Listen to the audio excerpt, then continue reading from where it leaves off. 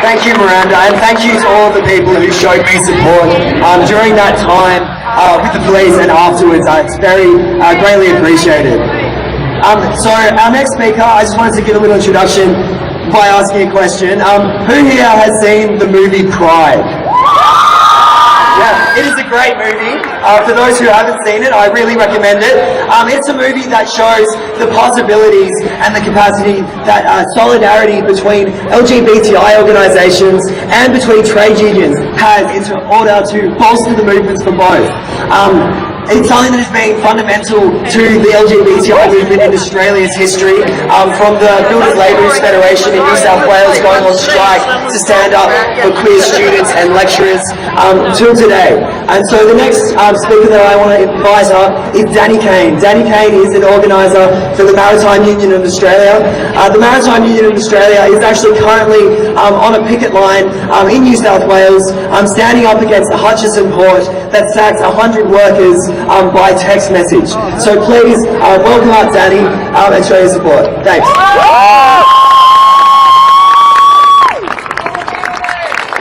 Thanks everyone. Thanks for having us down here as well.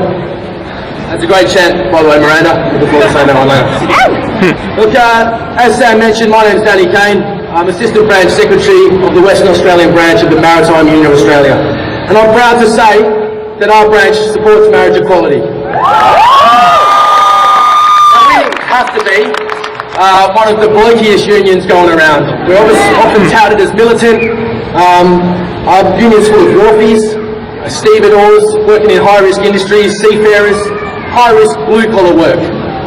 But what we've seen over the past few years, when we go down, we go on the wharf, and we get on the ships and we talk to our membership about marriage equality, we're seeing the views are changing.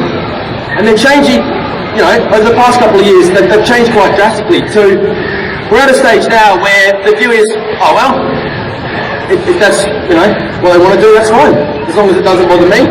From 5 years ago, where it was a marriage is between a man and a woman and that's it, full stop, we're starting to sway people. And the narrative is not just changing in our union, but it's changing around the world. And it's changing because of people like you. Because of people like us, and because of people like us around the world who are willing to stand up and challenge the norm. We're willing to stand up for our rights, but have discussions with our friends, have discussions with our families, and even people we don't know, about equality and basic rights. And when you have the guts to stand up and challenge these things, you have ability to make change. Now, the union movement has played a major part in societal change, and as Sam mentioned, if you've seen the movie Pride, you know, a lot of change came out of that. The first labour riots in Britain came from the union movement, with the lesbians and gays support the miners. But, you know, we've had some major influence over change in time, and we'll play our role in this. And in our current society, a society that is going backwards under the Abbott government, there are certain issues, you know, that affect us. And there are a whole raft of issues to pick from. As Tony mentioned before, you know, name your pick. And there are certain issues that won't affect you directly. But it's critical that we get out here and support each other's issues.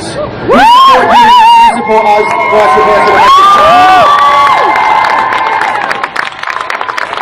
And when we look back in 20 years, on this day, when we have marriage equality in Australia, in Perth, in Sydney, in Brisbane, all over Australia, and marriage equality all over the world, we will look back and we'll think, how outrageous was that? How outrageous was it that there was no marriage equality in 2015? My son's going to be born next week, and he's going to grow up, and he's going to have friends with same-sex parents.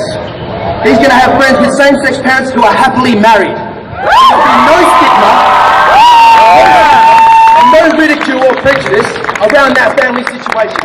That's going to be the norm. But we're not there yet. We're not there yet. We need to have those conversations. We need to challenge the norm. And what you find is when you have these conversations, and I have them with my friends all the time, who are blue-collar footy players and vice versa, and not homosexual, when you challenge them, you find that they're just usually parroting some shit that they heard Andrew Bolt say, or Alan Jones, or some other political moron. When you get down to the core values, they agree with you, and they'll come alongside. So it's critical that we have these discussions in order to get marriage equality across the line in Australia. Dare to struggle, dare to win. Thank you.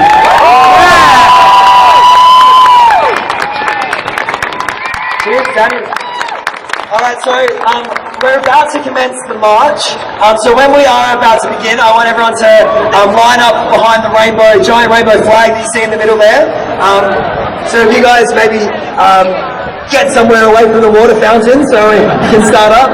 But I wanted to quickly talk to you about the march and really marching in general, and how this is an important aspect of this rally, not only because it sends a strong message to our government, but also because it stands in the strong and proud tradition of the LGBTI liberation movement. In Sydney in 1978, the event that was then called the Gay Liberation Movement to Australia was the origin of the Gay and Lesbian Mardi Gras.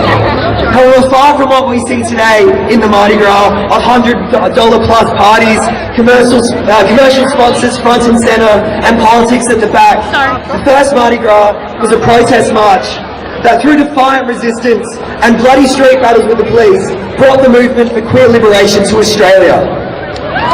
This protest march in Sydney was itself a solidarity march for the anniversary of the Stonewall riots. These riots in 1969 were an outpouring of anger from the most marginalised people in society, following another one of the routine police raids of the mafia-run Stonewall Gay Bar. The patrons, who were largely poor people of colour and trans people, fought back against the police. This act of resistance set the stage for the movement of queer liberation to begin worldwide. This is our history. Jumping to today. You may have seen the adverts from the Australian Christian Lobby that are being played on Channel 7, Channel 9 and on Foxtel. It aims to frighten with the question of what really lies beneath the demand for marriage equality. The ACL are using the campaign to cycle through all the old homophobic and anti-queer tropes. What about the children? What about society? What about the dash hounds? But it pains me to say it, but the Australian Christian Lobby is actually correct on one thing. Marriage equality is just the tip of the iceberg. We want so much more. We want full equality for all lesbian, gay, bisexual, transgender, intersex people, and people of every other colour of the rainbow. We want to see a world where queer homelessness is no longer an issue. We want to see a world where people are free to express their gender however they want, with no fear of violence, ostracism, or unemployment. We want to see a world where everyone, even straight people, feel safe to express their sexuality to its fullest extent. A person who understood this more than anyone was the former co-convener of Equal Love WA, Amber Maxwell. Equal Love has a tradition of holding rallies in the month of August, like this one, because it commemorates the banning of same-sex marriage by the Howard government in 2004.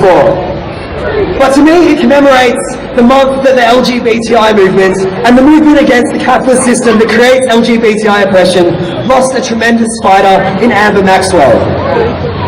Amber's legacy will not be forgotten, nor will the legacy of the thousands of queer fighters before her. So today, we will be marching not only for marriage equality, we'll be marching together for those who we have lost in the struggle, and we will be marching in the spirit of the original queer movement, in the spirit of the first Mardi Gras and of Stonewall. Marriage equality is only the tip of the iceberg, because we want full gender and sexual liberation. We did not decriminalise homosexuality by asking nicely, and we have not gotten to 70% support for marriage equality by lobbying the Liberal Party for a conscience vote. We have achieved all of these gains through defiance, resistance and demanding equality. Marriage equality will only be achieved if we continue to fight for it. So I'll start you off with a chant. What do we want? Equal rights. When do we want it? Now! What do we want? Equal rights! When do we want it? What do we want? Equal rights. When do we want it? Now. And how are we going to get it? Fight for it. How are we going to get it? Fight for it. How are we going to get it? Fight for it. Thanks. Now let's line up behind the flag and get ready for the march. Oh, clown's dead.